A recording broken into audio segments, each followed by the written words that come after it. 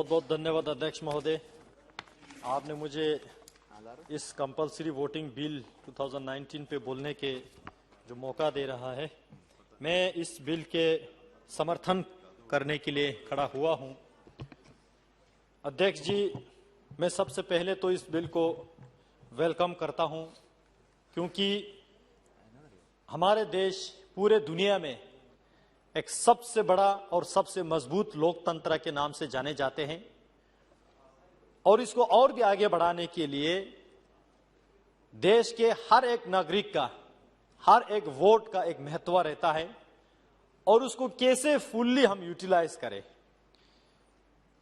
देश के निर्माण के लिए और देश के इस लोकतंत्र को और भी मजबूत करने के लिए और देश के जनता को इस पार्टिसिपेटरी डेमोक्रेसी को फुल्ली इंप्लीमेंट करने के लिए एक वोटिंग मस्ट कंपलसरी बहुत जरूरी है। क्योंकि हम हमेशा फंडामेंटल राइट्स के बात करते हैं, लेकिन जब फंडामेंटल ड्यूटीज के बाद जब आते हैं तो बहुत सारे लोग भूल जाते हैं।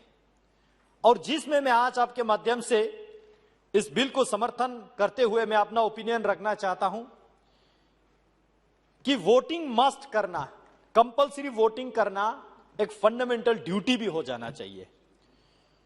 क्योंकि बहुत से लोग जो है आज हमारे देश में भी 5 साल में जब एक बार चुनाव होते हैं तो दरवाजे से नहीं निकालते हैं, लेकिन उसके बाद जो रिप्रेजेंटेटिव जो चुन के जाते हैं बस उसको गालियां देते रहते, ये नहीं करता है, सड़क नहीं बनते, वो बात पार्लियामेंट में नहीं बोलते, वो नहीं बोलते हैं, लेकिन खुद का जो है एक वोट करने का ड्यूटी नहीं निभाते। आज उनको भी ये रियलाइज करवाना बहुत जरूरी है कि देश के निर्माण के लिए आपका एक वोट जो है कितना महत्व है और इसमें डेमोक्रेसी भी है। आप जिस पार्टी को भी कर सकते हैं, जिस कैंडिडेट्स को भी आप कर सकते हैं और नोटा को भी आप कर सकते हैं, लेकिन करें तो जरूर। इसलिए इस बिल को मैं समर्थन करता हूं। मैं ये भी कहना चाहता हूं, जो लोग वोटिंग करने से अपने आप को दूर रखने की कोशिश करते हैं और वोटिंग खत्म होने के बाद सरकार से पूरा लाभ लेने की कोशिश करते हैं, ये तो दोगलापन हो गया। इसलिए जो लोग वोटिंग नहीं करते हैं उनका बेनिफिट सारा कट जाना चाहिए। अगर वो गवर्नमेंट इंप्लॉयज हो तो उनके इंप्लॉयज बेनिफिट, सर्विस बेनिफिट्स हो, 5 साल के लिए उसमें रोक लगे। अगर वो नॉन गवर्नमेंट इंप्लॉयज हो तो 5 साल के, चाहे वो नरेगा की स्कीम हो, राशन कार्ड हो, आधार कार्ड हो, जो भी स्कीम्स हो, वो 5 साल के लिए उनको वो नहीं मिले। ऐसे सुविधा होना चाहिए ताकि इस देश के निर्माण के लिए सभी लोग वोट करने के लिए जाएंगे और जाने से पहले यह भी अवश्य सोचेंगे कि किसको वोट करना है, कैसे बंदे को चुनना है, किस पार्टी को समर्थन करना है, ना कि वो वोटिंग से बाहर बैठे। मैं इस बात के हैरान हूं कि आज भी हमारे देश में बहुत लोग ये मानते हैं कि politics is a dirty game, और मेरे जैसे युवा पीढ़ियों के पूरे दिमाग में यह भर दिया है कि पॉलिटिक्स इज डर्टी गेम। तो पॉलिटिक्स से दूर बैठो आप लोग, और इलेक्शन जो है पॉलिटिक्स का पार्ट है, इससे दूर बैठो। ये देश के समर्थक विचार नहीं हो सकते हैं, ये देश के हमारे जो डेमोक्रेटिक देश के विरोध के विचार ये हो सकता है। मैं हमेशा मानता हूं और लोगों को यह भी कहता हूं कि पॉलिटिक्स कभी गंदा नहीं होते हैं। हां, कुछ पॉलिटिशियन गंदा हो सकता है, लेकिन पॉलिटिकल सिस्टम है ये बहुत अच्छा है। इसी पॉलिटिक्स से हम गवर्न करते हैं, इसी पॉलिटिक्स से पॉलिसी बनाते हैं। देश की शिक्षा को कहां ले जाना है, स्वास्थ्य को कहां ले जाना है, इकोनॉमी को कहां ले जाना है, एम्प्लॉयमेंट को कहां ले जाना है, स्पोर्ट्स को कहां ले जाना है। अगर हम, हमारे युवा पीढ़ी या हमारे देश के लोग वोटिंग से अपने आप को वंचित रखेंगे, पॉलिटिक्स से अपने आप को दूर रखेंगे, तो मैं ये भी कहना चाहता हूं, whether you are interested in politics और not, but politics is definitely interested in you. इसलिए हम सबको पॉलिटिक्स में रुचि लेके पार्टिसिपेटरी डेमोक्रेसी में एक्टिवली पार्ट लेना आवश्यक है। इसलिए वोटिंग मस्ट होना बहुत जरूरी है। अध्यक्ष जी, मैं ये भी कहना चाहूंगा कि सिंगल वोट होना कितना जरूरी है। हमारे देश में इतने बड़े जनसंख्या है और इतने बड़े जनसंख्या होने के कारण से वोटिंग को एक स्क्रूटिनाइज करना, स्ट्रीमलाइन करना भी काफी जगहों पे काफी समय में दिक्कत आते हैं। इसलिए बहुत सारे जगहों पे बोगस वोट की शिकायत हो जाते हैं। मैं आपके माध्यम से बताना चाहता हूं कि हर एक वोटर के वोट्स को, वोटिंग आईडी को आधार के साथ मैंडेटरी जोड़ना बहुत जरूरी है, ताकि हर एक नागरिक जो है एक बार वोट डाल सके।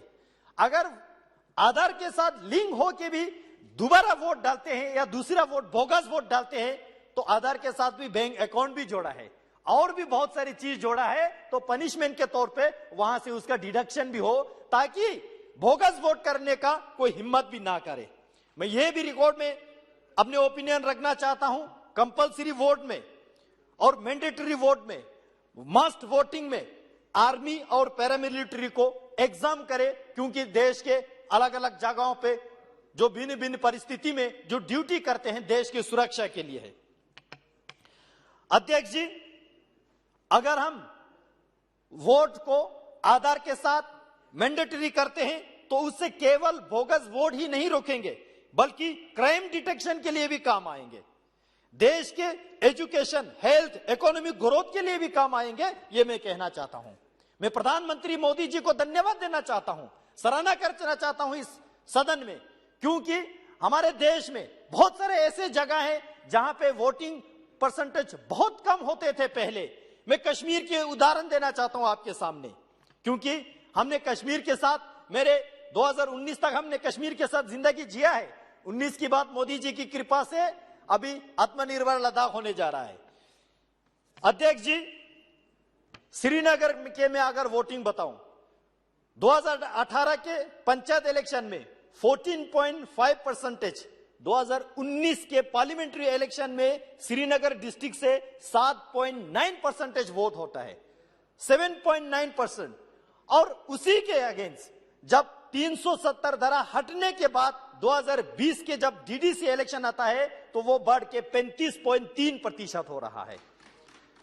उसी तरह गंदरबल के अगर मैं जिक्र करूं, पंचायत इलेक्शन 2018 में 27.4%, पार्लियामेंट्री इलेक्शन 2019 में 17.5 और डीडीसी इलेक्शन 2020 में 17.5 से बढ़ के 44.3% हो रहा है। बडगाम के अगर मैं बात करूं, 2018 में 21.9, 2019 में 21.6 और डीडीसी इलेक्शन में लगभग उसके डबल होके 41.5 हो रहा है। अनंतनाग के अगर मैं बात करूं, मैं कश्मीर घाटी के हर एक डिस्ट्रिक्ट को मैं मेंशन करना चाहता हूं। अनंतनाग की मैं बात करूं, 9.3% वोट हो रहा है 2018 में, 2019 में 13.8 हो रहा है, 2020 में उसको आगे बढ़ के 24.9% जो है वोटिंग हो रहा है। कुलगाम में 2018 में 6.4, 2019 में 10.2, 2020 में 25% जो है वोटिंग हो रहा है। पुलवामा में 2018 में 1.1, अध्यक्ष महोदय कौन यकीन करेंगे, 1.1% वोट हो रहा है, 2019 में 1.2 हो रहा है, 2020 में उसी पुलवामा में 7.6 तक बढ़ोतरी हो रहा है। उसी तरह शोपियां की अगर बात करूं, 2019 में 3.4, 2018 में शायद शून्य हो गया, यहां पे डेटा नहीं दिया गया है, 2019 में 3.4 हो रहा है, 2020 में 15.4 जो है वोटिंग परसेंटेज बढ़ रहा है। यह सारा धारा 370 हटने के बाद जो है वोटिंग परसेंटेज बढ़ रहा है। अवंतीपुरा में 0.4% 2018 में, 2019 में ओनली 3%, 2020 में 9.9%। उसी तरह बारामूला में 2018 का है 31.6%, 2020 में 45.2%। उसी तरह कुपवारा में 49.7% 2019 में और 2020 में 49.8%। हंडवारा में 51.1% जो है 2019 में, 20 में 54.9%। इतने आगे बढ़ रहा है। बंडीपोरा में 32% से 55.6% 2019-20 का डेटा है। सोपोर में सर 2019 में 7.6%, 2020 में 23.8%। ये सारा जो है धारा 370 हटने के बाद कश्मीर घाटी में लोकतंत्र मजबूत हो रहा है, बहुत मजबूत हो रहा है। अब इससे भी आगे बढ़ाने के लिए हमें वोटिंग को कंपलसरी करना बहुत आवश्यकता है, ताकि इस देश के हर नागरिक वोटिंग से वंचित ना रहे और खुद जाके वोटिंग भी करे।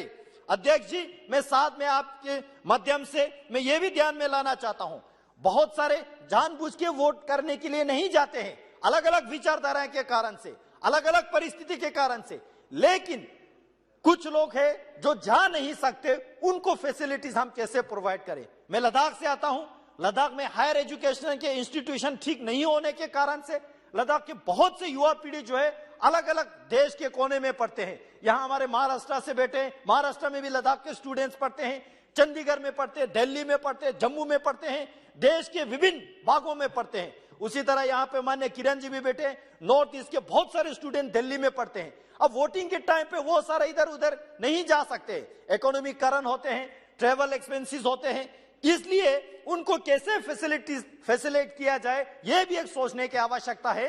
कंपलसरी करने के साथ साथ इनको हम कैसे देश के जो मेन स्ट्रीम इलेक्टोरल डेमोक्रेसी में जो है पार्टिसिपेट कैसे करें, उनको जोड़ने की आवश्यकता है। मैं इसके साथ इस बिल को समर्थन करते हुए आपको बहुत बहुत धन्यवाद देता हूं। जय हिंद, जय भारत।